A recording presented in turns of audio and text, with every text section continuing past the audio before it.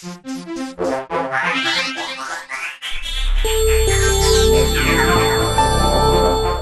everyone out there. Once again, this is Frank. And this is Leonard. Welcome to the Whisky Anonymous podcast. Right now we are coming to you at the temporary offices of Diageo, Philippines. We're at a place called Spaces, right? Yes. So they're moving to a brand new office, which hopefully we'll get to record in the beginning of the new year. We could record a video there with Diageo at their new office, show off their bar a little bit. Sorry, on the side here, he's hiding our buddy Ryan, who's helped us out with business this year, and he's kind of our go-to guy. Yeah. You can just say hi from the side. Hi. So yeah, hopefully next year we can sit down. We've been concentrating in the Diageo. Obviously this time we're having Johnnie Walker, so it's kind of moved into blends this time around. Yeah. So this is our hint on camera, asking for seeing if we can get some single malt next time. Yes, which, we'll always figure it out. So before we get into the whiskeys, let's talk about kind of year-end recap. Well, obviously we only done a few videos this year. I think 2 of them were from Diageo. Yeah, it's just we've been really busy with our business. We started this year liquor.ph, which is an online retailer, and we've grown pretty steady. Yeah, no, we've grown surprisingly well. The e-commerce side obviously is taking up a lot of our time.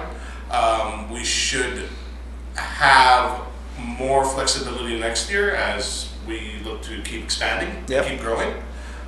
So just want to say we've been staying in liquor, we've been staying in whiskey. It's not like we've been ignoring you guys or slacking off and decided to go into gambling or some other business.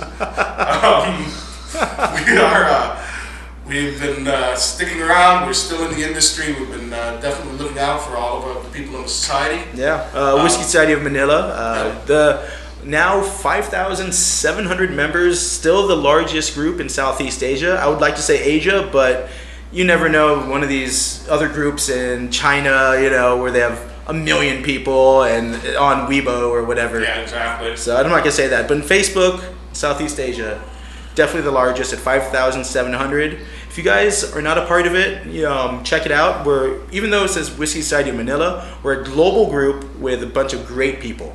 So definitely a group if you want to just start off in whiskey, or if you're an expert and just looking for more answers, or just looking to spread your knowledge. Please join us. Yeah, or if you're just looking to know more about the whiskey scene in Manila, it goes both ways. If you want to know more about, you're coming to visit, and you want to know about what's happening here, you want to know about where's a good place to go, look us up there.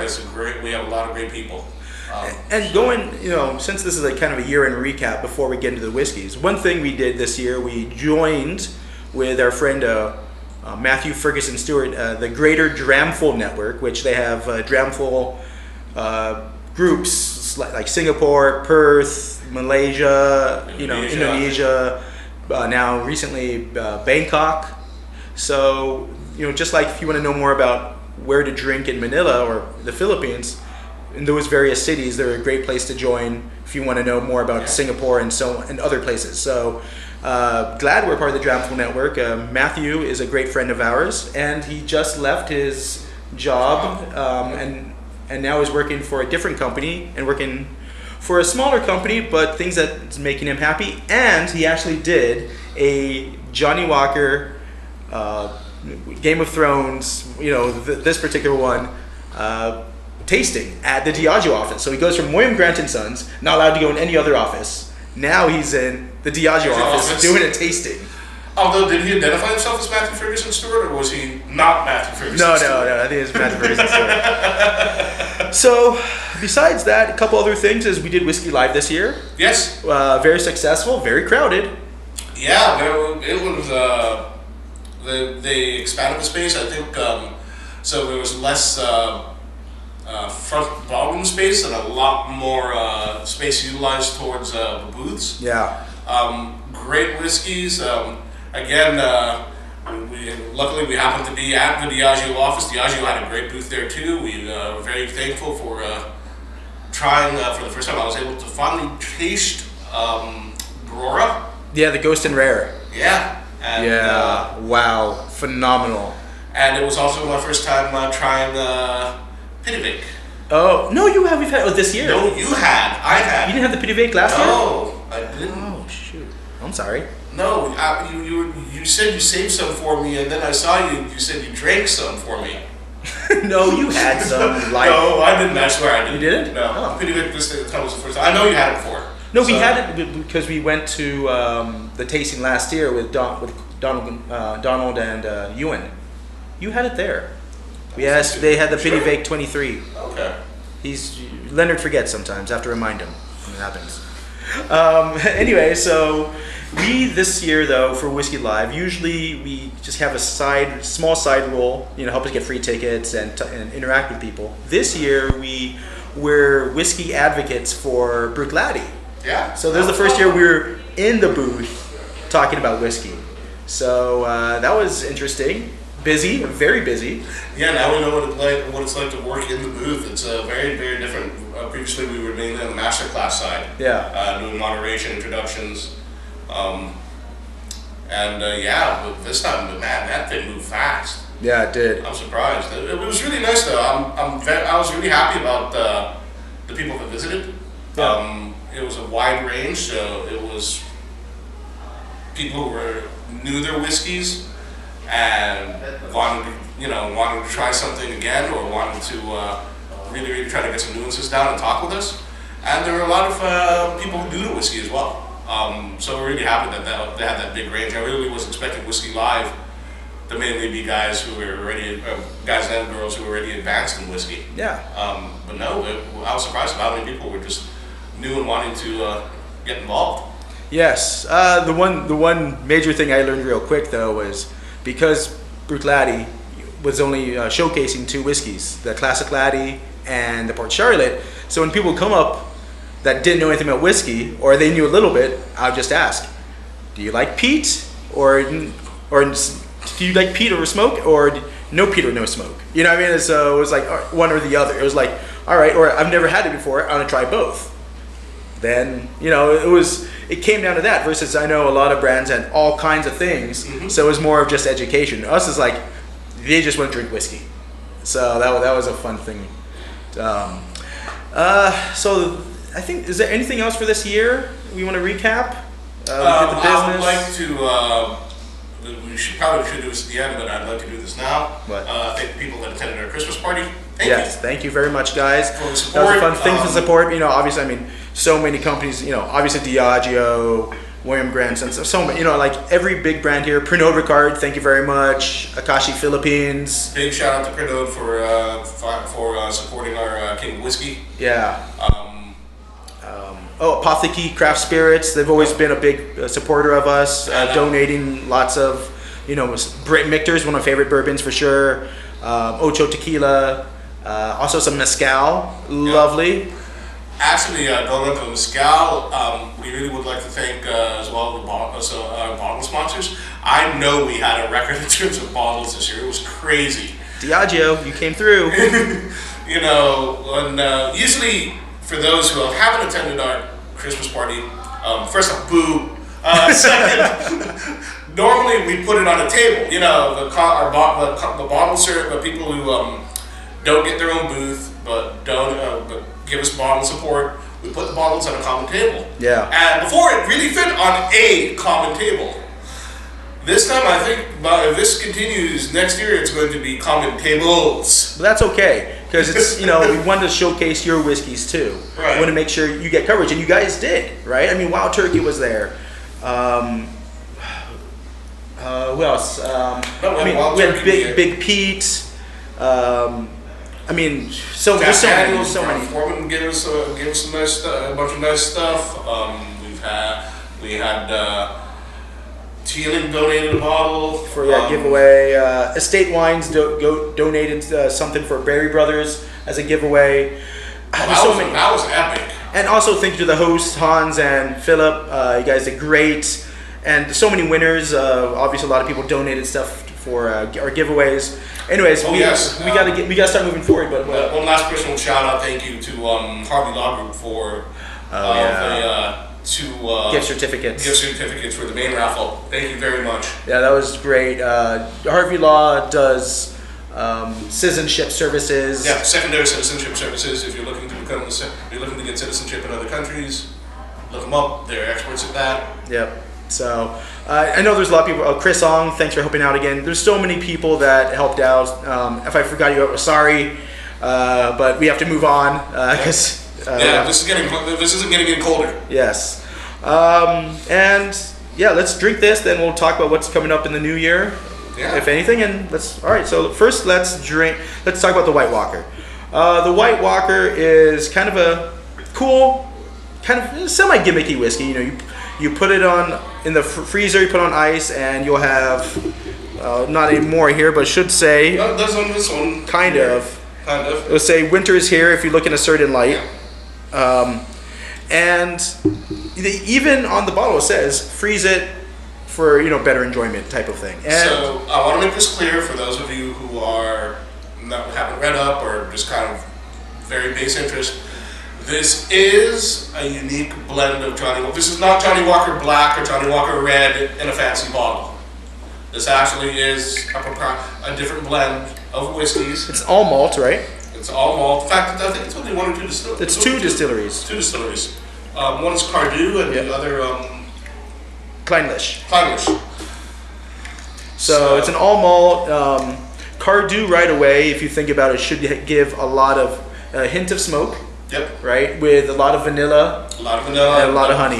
Yeah, I was right. That's the main thoughts about that. So that's great. So right here. I don't know if you can see that. It says freeze for an unexpected icy reveal. So this should be cold. If you've heard other people say this whiskey's not good, but if you ask them they drank it warm, they'll actually confirm that.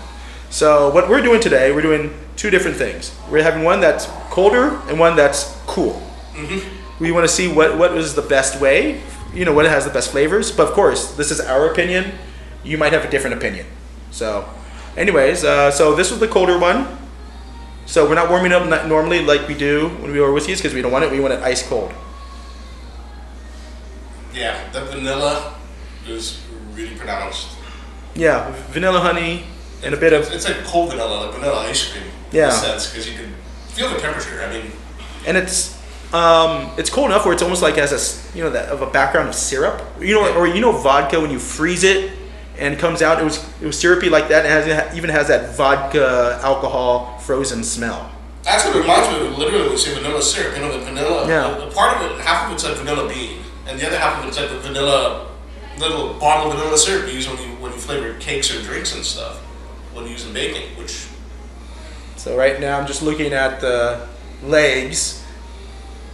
See now the consistency of it there. It's nice and it's still very syrupy. All right, let's take a sip.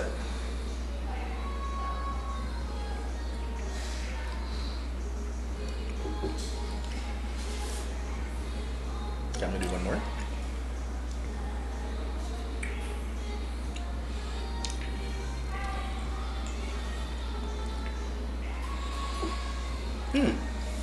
So what do you think about it at this temperature? One thing I do realize, because we have tried this before. Yes. As it gets colder, first off, there's less bite for me. Yeah. So the colder it gets, if you like a whiskey with less heat, the temperature, there's a direct correlation with temperature. Get it colder. But the thing is, I notice as it gets colder, it also gets, for me, that vanilla note just gets really dominant. Yes. So you have to kind of counter that. There's a very, very, very little base. I mean, if we have to compare this for those of you who haven't tried it to other Johnnies, it's actually I would have to admit it's unique. So if you're hoping that this tastes like, I don't know, something like Johnnie Walker Green or Johnnie Walker Blue, no. No. Just, it's a totally different monster of its own. Yeah. I would not compare it to anything else that they have. Right. I mean, we've even had the Game of Thrones recently, the Lannister. Lannister, yeah. And that was just a Cardew, and that'd be, I would say, similar to this, just because I would say the dominant whiskey in here would be Cardew. So Cardew, lots of vanilla, lots of honey. Well, it's also the smoke. It's that weird base layer of smoke that Cardew has that translates into here. But honestly, I'm not getting much smoke when it's too cold. No, not at all. That's why I say the base layer. Like, I get it when I leave it in my mouth for a while. Yeah, and it warms up a little bit. It warms up a little bit. I say it's when it's this cold, it's more on the closer to the finish. As you're swallowing, it's there at the very end of the palate, and more on the finish, the smoke. So what I'm curious about is then now at a different temperature, I'm gonna warm it up a little bit more just in case. This next one be a bit different. On the palate, like I said, still got vanilla. Yeah, the smoke is muted, honey there. It is a bit more astringent though on the tongue, maybe because it's frozen. So I'm curious, like I said, you drink like a vodka, like when it's cold. So I'm curious now. There's a light nuttiness as well. I think I give the cold kind of set down. The sweetness though is interesting because the sweetness isn't just honey and vanilla. It's not exactly fruit. It's kind of like it feels like a saccharine-y, Splenda-like sweetness. Right. That goes into there. So right now I'm just kind of warming up the whiskey just so it's not the same temperature, but it shouldn't be because we've let this out for a little bit. So I'm just gonna warm it up just slightly to make it just cool. I don't want it cold because I want to have a different temperature. All right, let's try this out now. So that's how this works. Yeah, you can really see the legs-wise, it's nowhere near as syrupy. Yeah, for sure. The sugar content isn't as concentrated. There is no sugar in this, but there is some type of sweetness to it. And again, this is definitely on the sweet side. For those of you who like the very, very base Johnnie Walker flavor, or partial to it, but you want something sweeter. I know that they came out last year, and we did. Thank you again. To Diageo for inviting us over when that came out. The sherry, the sherry cask release. The Johnnie Walker Black. Yeah, Johnnie Walker Black Sherry. That would be much more of what I think some people might think what Walker is, in the sense of a Johnnie Walker with added depth of sweetness. In this case, this is, as Frank said, a totally different creature. It tastes almost like it actually tastes much more towards a single malt because of its dedication towards that honey vanilla. Let's drink this, Leonard, if you don't mind. Smell it.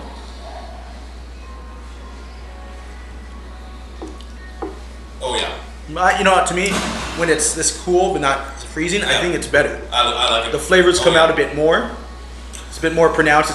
You're not just getting the vanilla honey bomb. Well, the first thing you come in, not as a flavor, but as a texture. I mean, you get spice, a little bit of pepper, so you get a little more heat. That alone adds some complexity.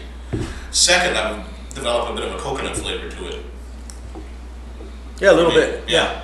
With just slightly bitter at the very end.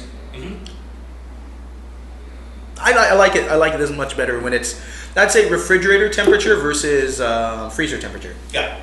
Because when I'm drinking a whiskey, I still want to be reminded I'm drinking a whiskey. So a lot of those thoughts and notes you would get from drinking whiskey are more pronounced when it's cool versus freezing. So it still has a light hint of smoke in the back. Well, I think the best way I could describe it, just in terms is, this has more whiskey characteristics. And yes. That's why I think, and that's a great way to look at it. When we were looking at the original one, it was really, really cold. We were coming up with terms of vanilla and honey, of course, but generic terms a lot of words like sweet. Yeah. In this case, sweetness is more defined. I can think of it in better whiskey terms, like I feel coconut pastry, a little bit of buttery pastry, a little pepper. So that alone adds complexity, but it also evokes other whiskey images. It's easier to cross. I think conclusion, it depends on who you're talking to and who you're going to serve this to. When it's freezing, I think this is better for people that just get into whiskey, people that drink more liqueurs, people that just don't have the palate for whiskey. I think this would be a great way to get them started into it. It'd be lovely, ready. This is for people that are a bit more intermediate in the whiskey side, and it's it's going to be not as gimmicky. I think this is more of a real whiskey flavor than what this would be. So both, two different ways to drink whiskey, both excellent in its own manner. Yeah, It's just of you course. got to decide which way you want to go. Yeah, I mean, for me, what I would probably do, I mean, I think what Frank and I would do is be putting this in the freezer just so you can see that nice winter is here, and then let it sit. Yeah. Probably have another whiskey first, and then move into that. If you're trying to, if you're trying to show your friends, or have the two, one in the freezer at all times, another one in the fridge.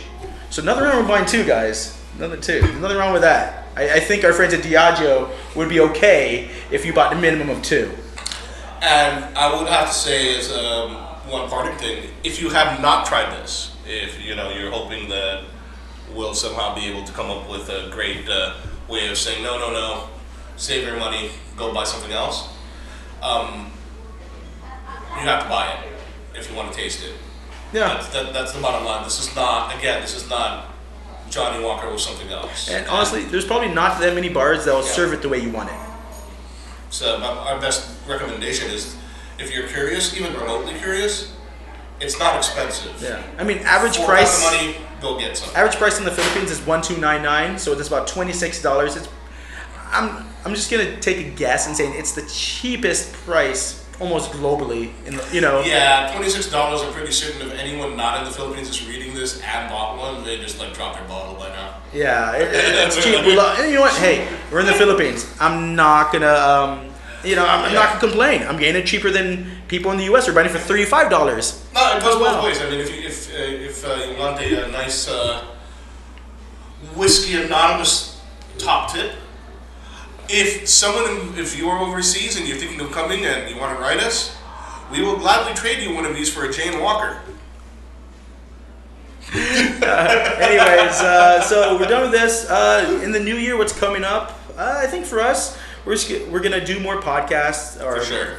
I think we just got to get back into it again. Now that we have better audio equipment and everything, so I think that's gonna be one of our main priorities, is doing these things and doing it for not just us, but the brands. I want to connect the brands more with the audience.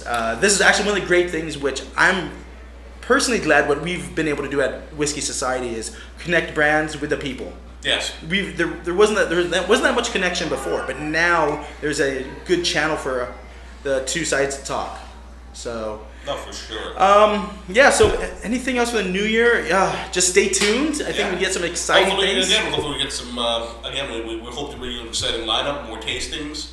We're going to try to see if we can bring in more whiskeys or get some news about bringing in new whiskeys all the time. As Frank said, we love to connect with people. I know Ryan's still here, so we can say. Yeah. He's always been a good friend. We can say to Ryan and Ryan. Ryan, right here. The people need to be connected to Brewer 37. Yeah, that Brewer. More people need to be connected to Brewer 37-year-olds, so we need to do something about that. And shout out to Cesar. How do you pronounce his last name? I don't want to mess it up. Gangoso of Diageo. He's marketing manager here, and of course the big man, Mr. Abhishek Tripathi. Oh, which he just left. Just left. That's right, but he's on to different pastures. That's okay. But I mean, Cesar's really been a friend to us this last year, so thank you. And Vanny of Diageo, thank you very much for helping set this up. Ryan and Brian and Pepper and Ethel. There's so many people at Diageo, and for all those Diageo haters out there, because there are a lot of you. You know what? In the end, come on, guys, stop being snobby. Diageo puts out a great product. They put out a good, consistent product, and really, there shouldn't be anything to complain about. The thing about Diageo is they commit here. They commit. They commit here. They really commit here. They have people here. They have a big office. Yeah. And other people, they either just put one marketing person down this last year, or they have whatever. I mean, there's only so many companies that actually committed a big office, and they committed a big office to the Philippines before anyone else, before many other companies did. So you know what? I commend them quite a bit. So either way. Anyways, we could keep on going and going. Anyways, guys, thank you very much for listening in, for watching. Stay tuned for our next stuff in the new year. And drink on, guys. Keep drinking. Slanjvar.